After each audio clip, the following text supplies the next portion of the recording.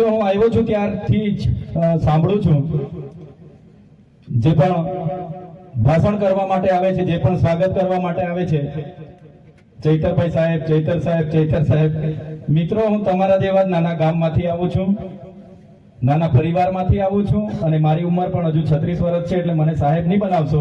હું તમારો ભાઈ છું, ભાઈ કહેશો તો પણ મને ચાલશે. તમે મને સાહેબ બનાવશો તો તમારું ને અમારું અંતર વધી જશે, કેમ કે આપણા સમાજના લોકોને હું સારી રીતે ઓળખું છું.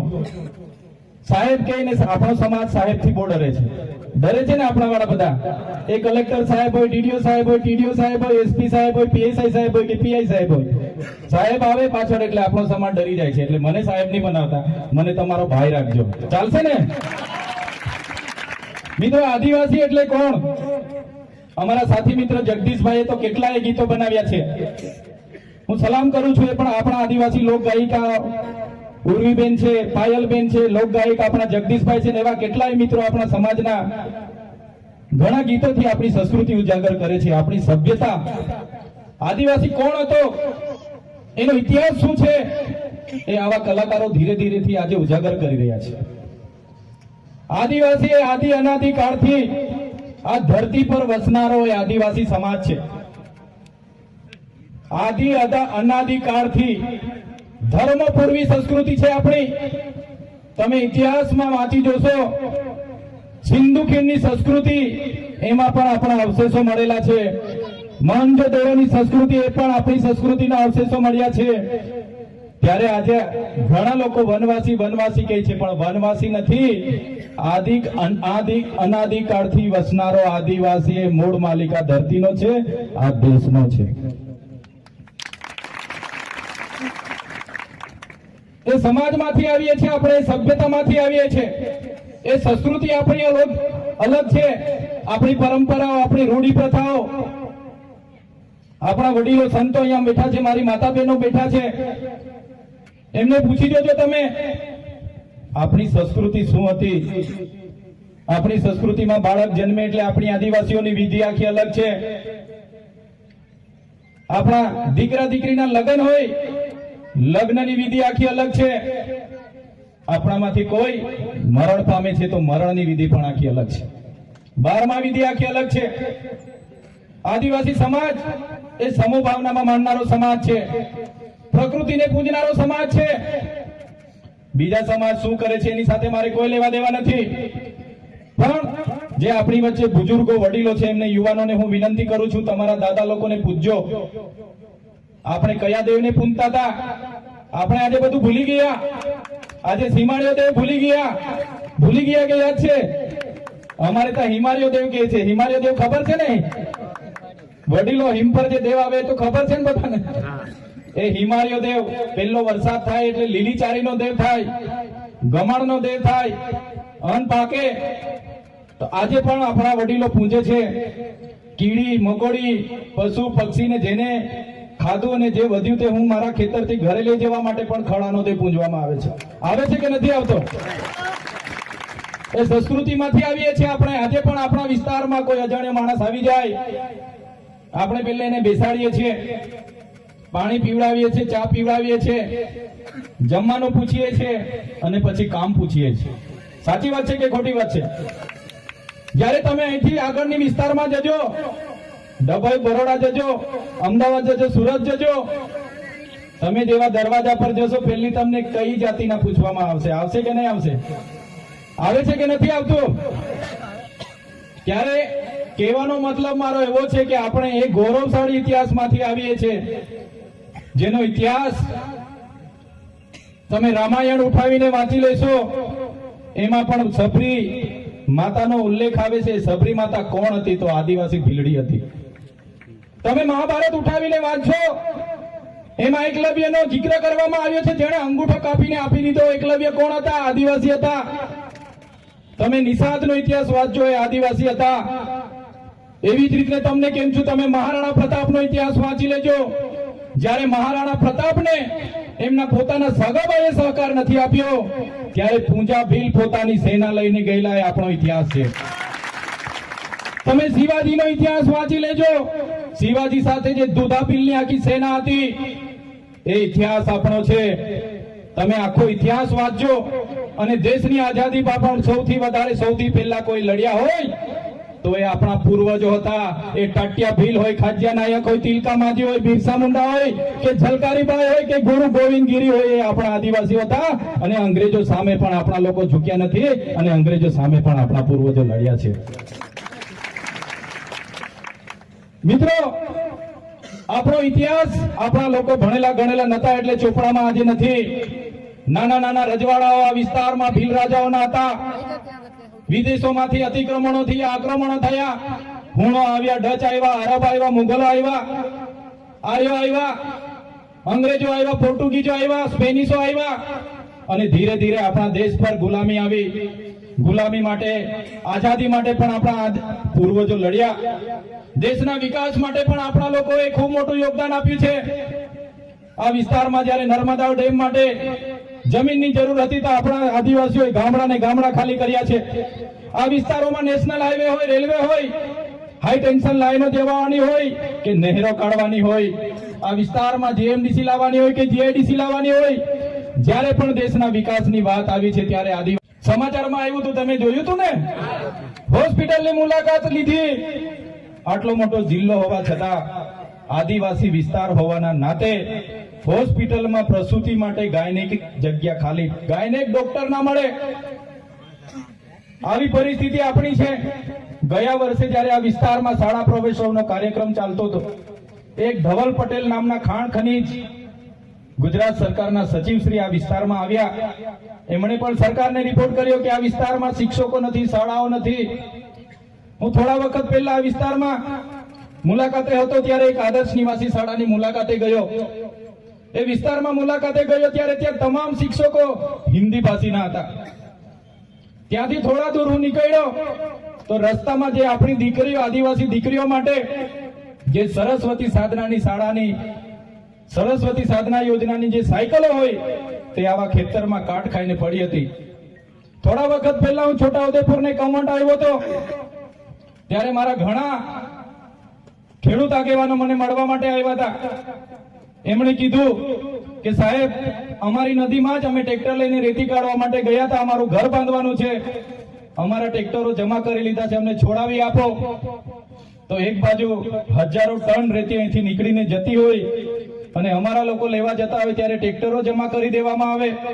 થોડા વખત પહેલા હું કૌવાટના તુરખેડા વિસ્તારમાં મુલાકાત માટે આવ્યો તો એક બેન પ્રસૂતિમાં હતી, સગર્ભા હતી અને પ્રસૂતિની પીડા થઈ અને એટલી પીડા થઈ તમે કલ્પના કરો કે રોડ નહીં હોવાના કારણે, 108 નહીં પહોંચવાના કારણે આપણી બહેનનું રસ્તે મૃત્યુ થઈ ગયું. ત્યારે મેં કહેવા માંગુ છું કે આપણે મૂળ માલિક છે. આપણે દેશની આઝાદીમાં આપણા પૂર્વજો શહીદ થઈ ગયા, દેશના વિકાસમાં આપણે આટલું બધું આપ્યું, તો કેમ આ સરકારો આપણી સાથે આ અસમાનતા કરે છે? એનું પણ આપણે ચિંતન મનન કરવું પડશે અને આવનારા દિવસોમાં એના માટે પણ આપણે બધા એક થઈને અવાજ બનવું પડશે. આજે તમે બધા અલગ અલગ પાર્ટીઓમાં, અલગ અલગ ધર્મ સંપ્રદાયોમાં, અલગ અલગ સંગઠનોમાં આપણે બધા વેચાયેલા છે. આજે મોટા રાઠવા, નાના રાઠવા, ડામોર, ગામેઠી, બારિયા, વસાવા, ચૌધરી, ગામિત, બધા આપણે એકબીજાને નજીક નથી આવતા, એકબીજા ભેગા નથી થતા. એટલા માટે જ આજે આદિવાસીઓનું રાજકીય ક્ષેત્રમાં કોઈ આપણું કોઈ સાંભળતું નથી. એટલા માટે જ અમે તમને કહેવા માંગીએ છીએ મિત્રો કે પાર્ટી, પક્ષ, સંગઠન કે નાતી જાતિ બધું સાઈડ પર મૂકીને આપણી આદિવાસી છે, આદિવાસી બચાવવા માટે આપણે બધાએ નીકળવું પડશે. તૈયાર છો બધા? સૌપ્રથમ આપણે આદિવાસી છે. આજે હું ધારાસભ્ય બન્યો છું તો ધારાસભ્યમાં કદાચ મને કોઈ પાર્ટી ટિકિટ આપી દેતે પણ મારો આદિવાસીનો જાતિનો દાખલો હું નહીં મૂકતે તો આજે મારું ફોર્મ પાસ થવાનું હતું ભાઈ. મેં જાતિનો દાખલો નહીં મૂકતે તો આજે મારું ફોર્મ પાસ થતે? જોરથી બોલો ભાઈ, ખબર હોય એ લોકો. મને કોઈ પણ પાર્ટી ટિકિટ આપી દેતે કે ચૈતરભાઈ તમે ડેડિયાપાડા વિધાનસભા લડો અને મારો આદિવાસીનો દાખલો, જાતિનો દાખલો મેં ફોર્મમાં નહીં જોડું તો મારું ફોર્મ પાસ થવાનું હતું? નહોતું થવાનું ને. એટલે જ કેમ છું, આજે જયારે અમે અમારા આદિવાસીના દાખલા પરથી ધારાસભ્ય બન્યા છે ત્યારે જ અમે સમાજનું બોલીએ છીએ, ત્યારે જ આખું ગુજરાત આજે ચૈતર વસાવાને ઓળખે છે. મિત્રો અમે જાહેર મંચ પરથી છાતી ઠોકીને કેમ છું, જે દિવસે આદિવાસી સમાજનું બોલતા મારી પાર્ટી પણ ચૈતર વસાવાને રોકશે, જે દિવસે મારા આદિવાસી સમાજનું બોલતા મારી પાર્ટી પણ મને રોકશે, એ દિવસે પાર્ટીના પાટિયા સૌથી પહેલા ચૈતર વસાવા ઉતારી દેશે. પહેલા મારો સમાજ, જેમણે મને ધારાસભ્ય બનાવ્યા છે, જેમણે મને પ્રમાણપત્ર આપ્યું છે, અને પછી પક્ષ પાર્ટી આવશે. આવી રીતના તમામ નેતા જે દિવસે વિચારતા થશે તે દિવસે આપણું સમાજ આગળ આવશે. આજે તમે જોઈ લો આપણું પ્રતિનિધિત્વ કાં છે, આપણા નેતાઓ કાં છે. અહીંયા ટપાલ આપવા વાળાની ભરતી થાય એટલે બધા ટપાલીઓ બહારથી આવે.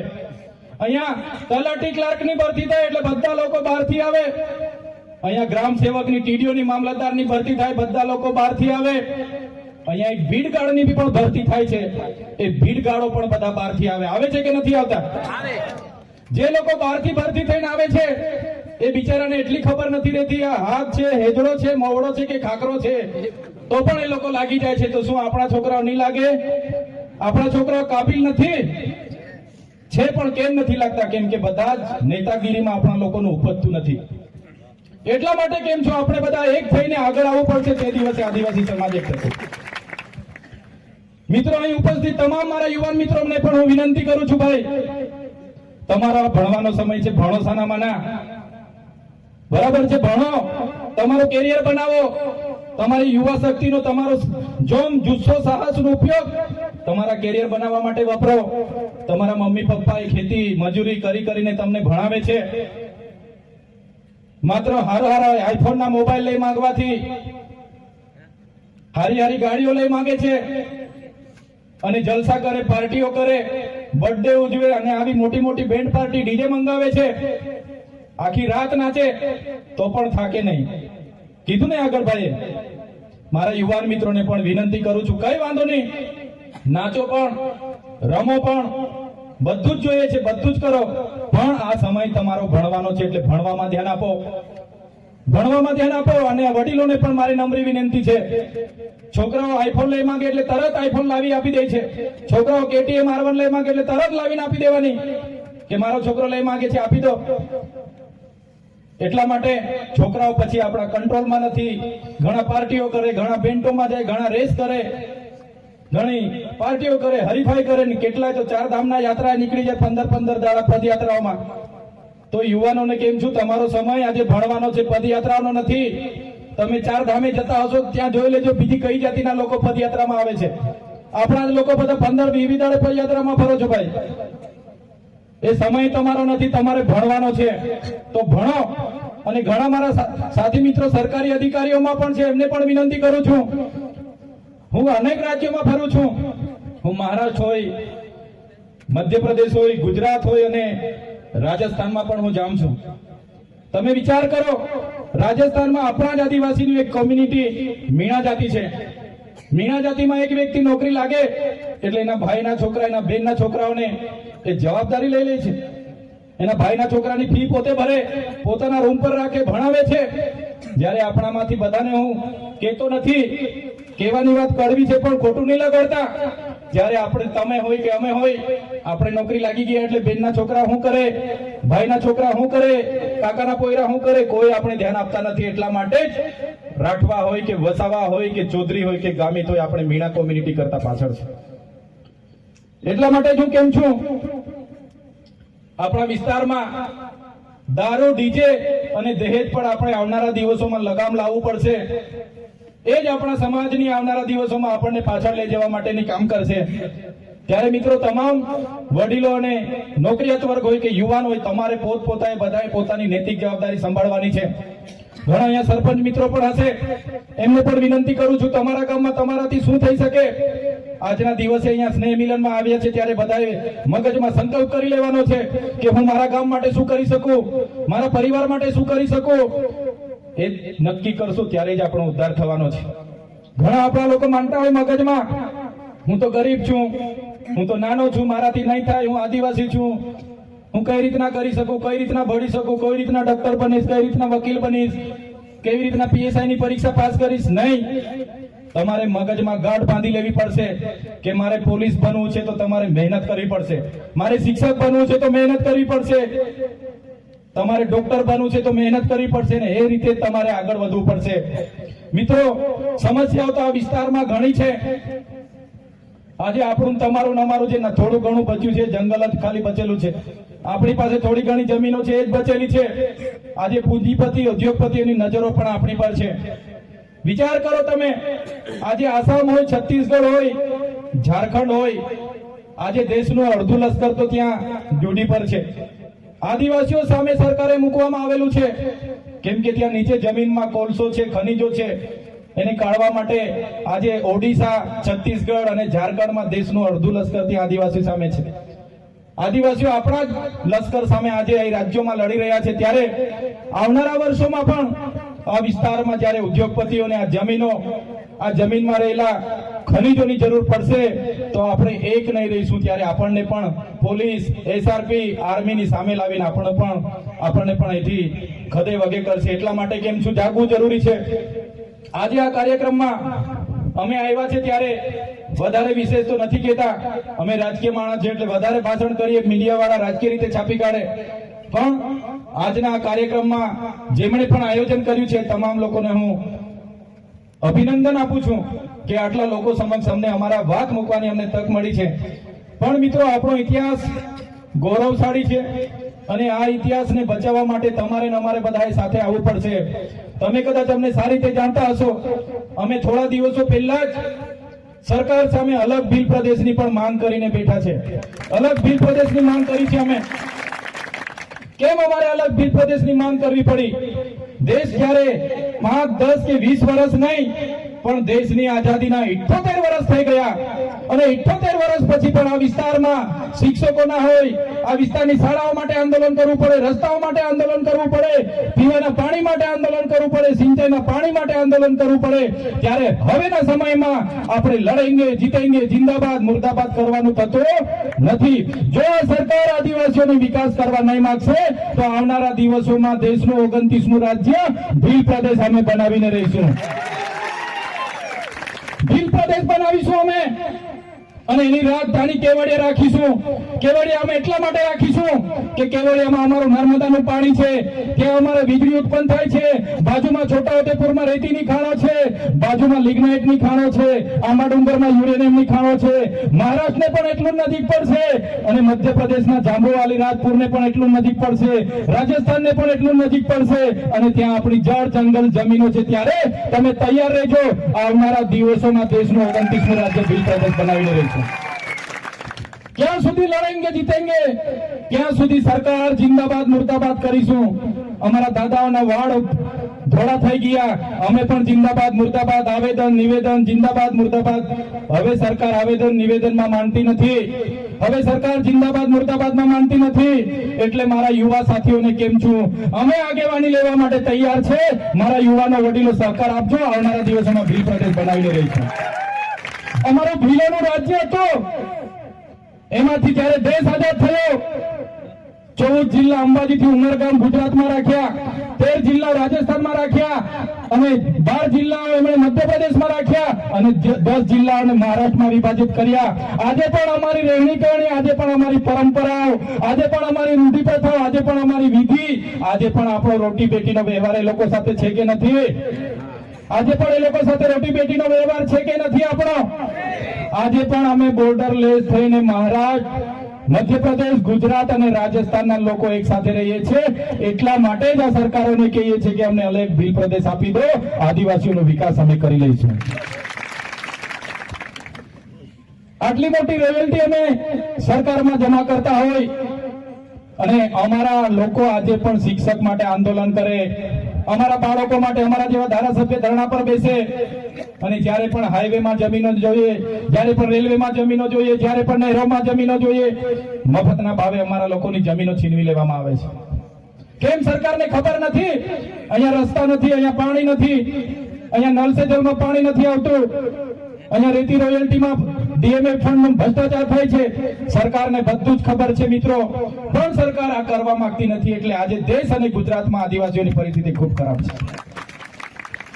આજે તમે જોઈ લો, ગુજરાતમાં આપણે 15% આદિવાસી છે, દેશમાં આપણે 8% આદિવાસી છે, તો દર 7 વ્યક્તિ એક આદિવાસી ગુજરાતમાં છે. તો દર 7 જજમાં એક જજ આપણો હોવો જોઈએ કે નહીં હોવો જોઈએ? દર 7 જજમાં એક આદિવાસી જજ હોવો જોઈએ કે નહીં હોવો જોઈએ?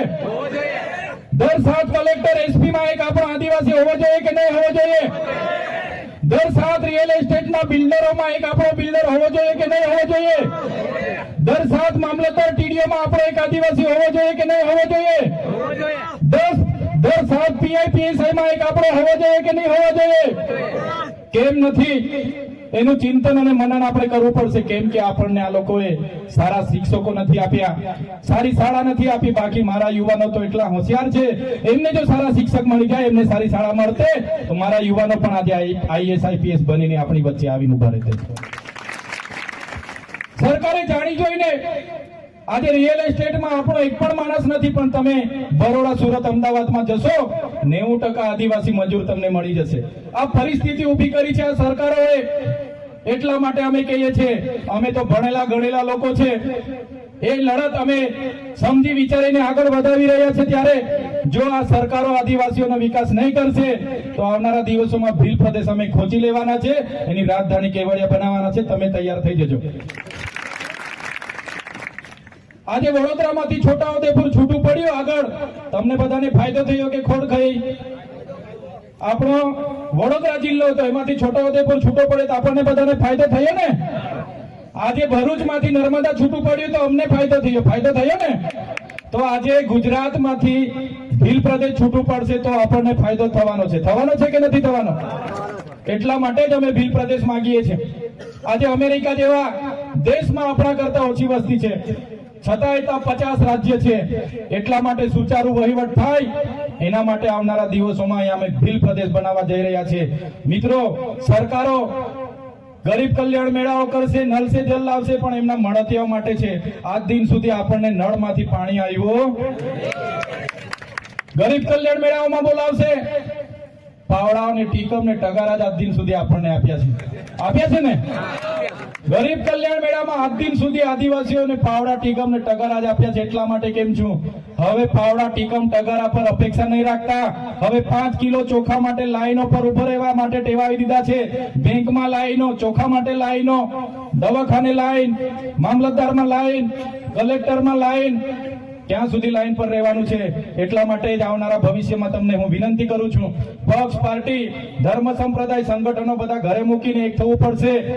વસાવા, રાઠવા, ગામેઠી, ચૌધરી, ડામોર, બારિયા, અંદર આપણે બધા લડાયા કરીએ છીએ, એ પણ આપણે ભૂલીને આવનારા ભવિષ્યમાં એક થશું તો જ આગળ વધીશું. અને આજે મારા વચ્ચે કલાકાર મિત્ર મારા ભાઈ શ્રી જગદીશભાઈ પણ છે, એમને પણ હું વિનંતી કરું છું, ભાઈ અડધી બાટલી પાજી દે એવા ગીતો હવે નહીં બનાવતા ભાઈ.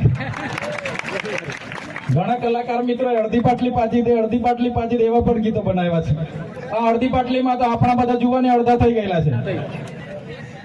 મેં ડેડિયાપાડામાં એક ભાષણ આપ્યું હતું, ત્યાં એક અમારી બહુ બધી પાર્ટીઓ છે, 17 જાતની પાર્ટીઓ છે. કોઈ 1.5 લાખ લે, કોઈ 2 લાખ લે, કોઈ 1,80,000 રૂપિયા, 80,000 લે.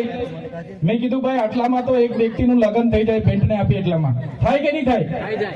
મેં કીધું ભાવ ઓછો રાખો, તમારું ડીજે ઓછું રાખો, ગાયના ઓછા ગાઓ, કલાકારો ઓછા રાખો, પણ થોડો ભાવ નોર્મલ કરો. તો એ લોકોએ પાછા કોઈ સાંસદે આપ્યું કે ભાઈ ચૈતરભાઈ આ વિરોધ કરે છે. ભાઈ મારો વિરોધ નથી, હું મારા ઘરે જેટલી વાર પ્રોગ્રામો થાય, ઉર્વીબેનને પૂછી લેજો, દરેક પ્રોગ્રામમાં હું આદિવાસી કલાકારોને જ બોલાવું છું. હું ક્યાંય કોઈનો વિરોધ કરતો નથી, પણ અમને 2 લાખ નહીં પહોંચતા યાર. અમારા બાજુના બધા ગરીબ છે, એ બાજુના કદાચ માલદાર હશે તો 2 ના 3 લાખ આપી દેજો, અમને વાંધો નથી. પણ અમારા વિસ્તારમાં બેન્ડ અને ડીજે ના ભાવ પણ ઓછા કરજો, એ બધાને વિનંતી કરું છું. યુવાનોને ખાસ, તમારો ટાર્ગેટ તમારી નોકરીનો છે. 11 વાગ્યાથી નાચો, જથર વથર. હમણાં તો મારી બહેનો પણ ખભા પર ચડીને નાચે છે બરાબર. આ આપણી સંસ્કૃતિ નથી ખભા પર નાચવાની, આપણી સંસ્કૃતિ ઢોલી વાગીને નાચવાની છે, બરાબર છે? એટલે આપણી સંસ્કૃતિને પણ આપણે જે દિવસે ભૂલી જઈશું ને, તે દિવસે આપણે આદિવાસી તરીકે તમારે સાબિત કરવા માટે ફાફા પડી જવાના છે. આજે 3 પેઢીના દાખલા માંગે છે, 14 જાતના પુરાવા માંગે છે કે ભાઈ તમે આદિવાસી છો કે કેમ? મારી વાત ખોટી છે કે સાચી છે? આજે જાતિનો દાખલો કઢાવવા જાજો. આપણા બાપ દાદાઓ અહીંયા મરીને જતા રહ્યા, દેવ બની ગયા, પણ આજે પણ આપણે આદિવાસી તરીકે સાબિતી માંગે છે. 14 જાતના પુરાવા માંગે છે. ત્રણ પેઢીના પુરાવા માંગે છે કે તમે આદિવાસી છો કે કેમ. આવનારા દિવસો એ દૂર નથી કે આપણી લગ્ન વિધિ, પૂજા વિધિ, આપણી મરણ વિધિ, જન્મ વિધિ બધી સાબિતી કરવી પડશે. એટલા માટે જ હું તમને વિનંતી કરું છું કે આપણી સંસ્કૃતિ પણ જાળવો, આપણી પરંપરા, આપણી રૂઢિ પ્રથા, આપણી પૂજા વિધિ. આપણે સૂર્યને પૂજતા હતા, ચાંદને પૂજતા હતા, આપણે વાયુ, નદી, નાળા, પહાડ, ઝાડ, વાઘ બધાને પૂજતા હતા. એને પણ આપણે ભૂલવાનું નથી. ત્યારે જ આપણી પ્રકૃતિ સાથેનો નાતો આપણો અજોડ રહેશે. તો મિત્રો, વધારે વિશેષ નથી કહેતા. આજે તો સ્નેહ મિલનનો કાર્યક્રમ હતો, છતાંય મારા મિત્ર જગદીશભાઈ હોય, નિરંજનભાઈ હોય, ડોક્ટર જયરામભાઈ હોય, તમામ મિત્રોને મળીને આજે આનંદ થાય છે. સાથે સાથે અમારે ત્યાં પણ સામાજિક પ્રસંગો એવા બની ગયા કે અમે ઘણા લેટ આવ્યા, છતાં તમારો બધાનો ઉમંગ અને ઉત્સાહ જોઈને અમને પણ બે વધારે વાતો કરવાની તક મળી. આ આયોજન કરનાર તમામ ટીમને હું અભિનંદન આપું છું. સાથે સાથે દૂર દૂરના ગામથી પોતાના સ્વખર્ચે અહીં ઉપસ્થિત થયેલા મારા યુવાન સાથી